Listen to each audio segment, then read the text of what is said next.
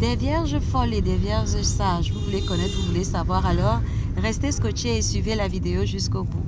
Je suis Marie-Ève Diacono, je suis un médecin passionné de sciences humaines, je suis life coach certifié professionnel, experte en perversion narcissique et j'accompagne les hommes et les femmes à se sortir de l'emprise des relations toxiques, mais surtout à trouver leur talent et à exceller sur le chemin de leur brillante destinée. Aujourd'hui, je partage un brin de réflexion avec vous sur cette notion de vierge folle, vierge sage, quand on est zèbre et surtout quand on est en relation avec un pervers narcissique. Vous en saurez davantage si du moins vous restez jusqu'au bout. Avant d'entrer dans le vif du sujet, si c'est votre première fois, si vous n'êtes pas encore abonné, alors n'hésitez pas, abonnez-vous, likez, partagez, faites connaître et n'hésitez surtout pas à donner vos commentaires, c'est toujours un plaisir pour moi d'y répondre.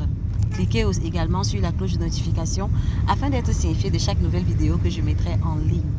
Donc, vierge sage, vierge folle, il sera véritablement question de ça tout au long de cette vidéo. Je vous dirai quels sont les rapports, quels sont les enjeux en fait. Je vous amènerai justement à voir ça sous une autre perspective si vous suivez la vidéo jusqu'au bout, bien évidemment. À la base de cette vidéo, justement, elle m'a été inspirée sur une parabole célèbre donnée par Jésus lui-même. Les chrétiens sauront de quoi je parle. Ceux qui ne sont pas chrétiens, il s'agit de la parabole des 10 vierges. Selon cette parabole, en fait, il y avait 10 vierges, 5 sages, 5 folles. Vous saurez au terme de l'histoire lesquelles étaient sages, lesquelles étaient folles. Elles étaient en attente de leur époux et il était question qu'il y ait un signal qui soit donné à partir duquel justement elles iraient à la rencontre de leur époux. Donc 5 sur ces 10 vierges, 5 avaient fait des provisions suffisantes d'huile et 5 autres n'en avaient pas fait. Du coup, au milieu de la nuit, la trompette a sonné annonçant justement l'arrivée de leur époux.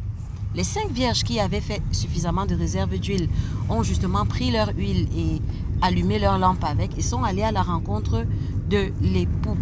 Et les 5 autres vierges qui n'avaient pas fait de réserve d'huile justement se sont adressées aux 5 vierges qui en avaient et leur ont demandé justement si elles pouvaient leur en partager un tout petit peu.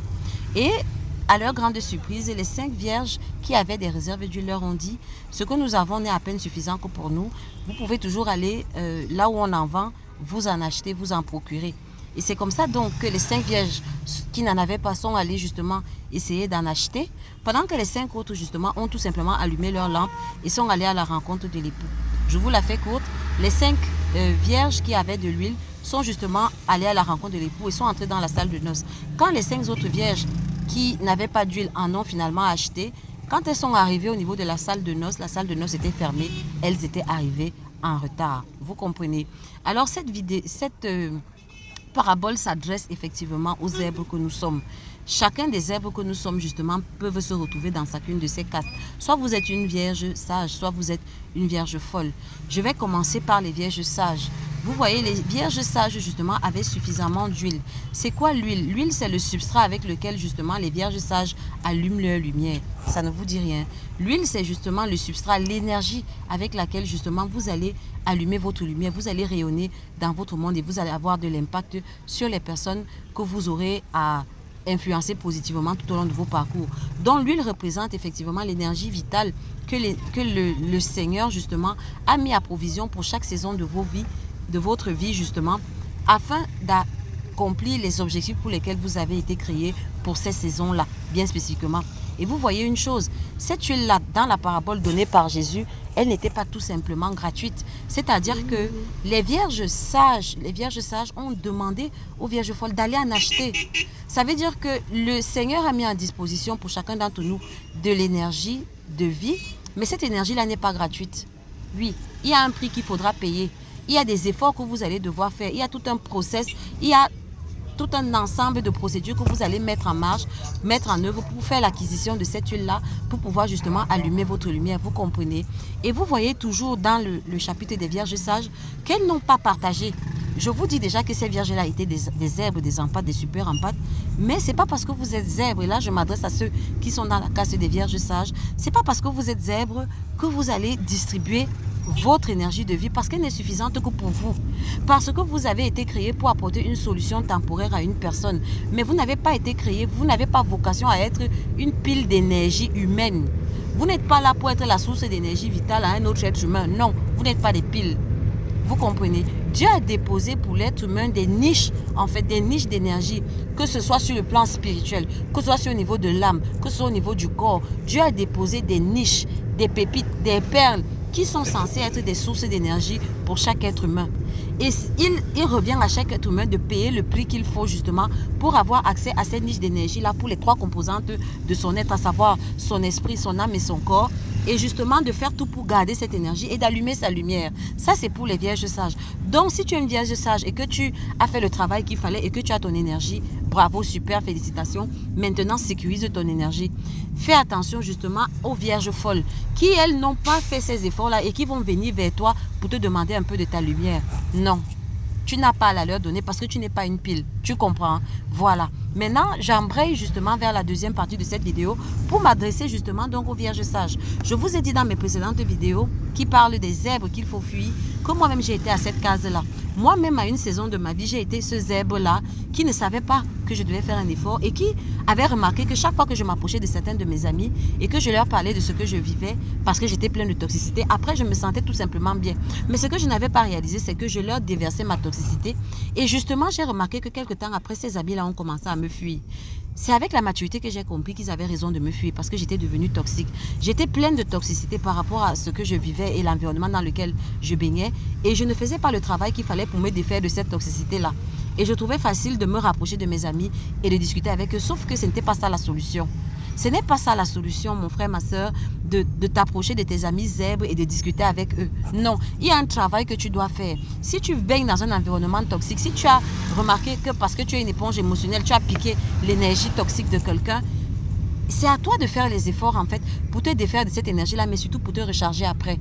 Et comme j'ai dit justement, Dieu a déposé tout ça. Les vierges sages ont dit aux vierges folles qu'il faut aller en acheter. Ça veut dire que les vierges sages elles-mêmes ont fait le process, ont payé le prix et ont acheté, se sont procuré leur huile. Vous comprenez?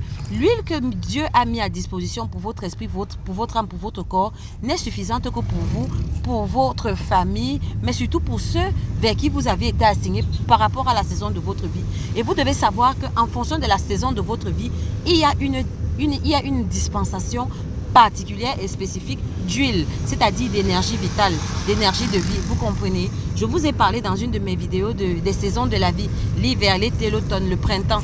En fonction de la saison de votre vie à laquelle vous êtes, il y a une disposition d'énergie particulière que Dieu a déjà déposée. Maintenant, il vous revient à vous de fournir ce qu'il y a à faire, à fournir comme effort, justement, de payer le prix qu'il y a à payer pour justement emmagasiner cette énergie-là, la sécuriser, la garder, afin que, en dépit des saisons de votre vie, en dépit de ce que vous traversez dans votre vie, vous soyez toujours rayonnant et lumineux.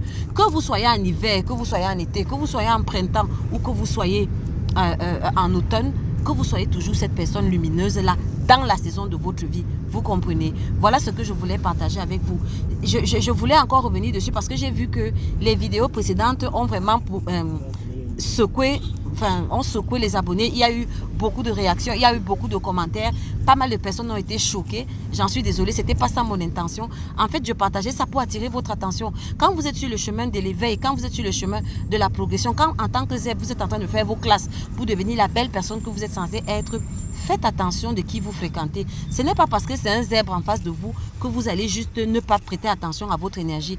Parce qu'effectivement, comme moi, par exemple, j'ai été à cette classe, il y a des zèbres qui sont encore à cette case où ils ne font pas encore le travail. Et cette catégorie de zèbres, justement, va littéralement vous vider. Donc, il est important de prêter attention à cela. Voilà, donc si je vous ai apporté de la plus-value, likez, abonnez-vous si ce n'est pas encore le cas, partagez, mais surtout j'ai hâte de lire vos commentaires. Et comme je vous l'ai dit, la Énergie Masterclass, les inscriptions sont en cours. Bientôt, je vais les clôturer parce que le nombre de places justement est en train d'être atteint. Je vous ai dit que c'est pour un nombre de places autant pour moi limité. Et comme je vous ai dit, il s'agira d'un programme justement sur 3 semaines. Et pendant 3 semaines, justement, nous aurons des sessions de 2 heures de coaching où je vous donnerai tout ce que je sais, où je vous donnerai les clés dont vous avez besoin en tant que zèbre surtout. Parce que ce programme s'adresse prioritairement aux zèbres, aux HP, aux surdoués, pour vous apprendre justement à checker votre énergie. Ça, c'est vraiment, ce sera lors de le premier module. Les bases de l'énergie en tant que zèbre, ce qu'on doit comprendre, ce qu'on doit savoir sur l'énergie quand on est un zèbre, les notions d'éponge émotionnelle, ça sera abordé lors du premier module. comment checker son énergie en temps réel. Ça, c'est ce qu'on va voir au premier module. À la fin de chaque module, il y aura un plan d'action qui sera donné afin que chacun puisse avoir quelque chose de personnalisé, quelque chose qui lui est propre en fait, avec sa touche personnelle pour gérer son énergie, vous comprenez. Ce plan d'action sera réévalué à la session d'après. Le module 2, on va parler de comment vidanger son énergie. Quand on a piqué une énergie qui ne nous appartient pas, comment savoir qu'on a piqué une énergie qui ne nous appartient pas? Comment savoir que notre seau est déjà rempli d'énergie toxique? Comment savoir qu'on a été vidé? Ça va se faire justement au niveau du deuxième module. Comment donc se défaire de l'énergie, du trop plein d'énergie, mais surtout comment se remplir d'énergie positive. On verra tout ça lors du deuxième module, dans la deuxième semaine. Et puis à la troisième semaine, on verra comment sécuriser l'énergie. Voilà l'avant-goût, voilà le programme de ce qui vous attend. Donc, pour ceux qui sont intéressés, les inscriptions sont en cours. Ça va débuter le 28 février. Vous pouvez vous inscrire au numéro WhatsApp qui est en lien de description de pas mal de vidéos de cette chaîne. Sur ce, l'Éternel vous bénisse. On se retrouve pour une prochaine vidéo. Je vous aime. Ciao.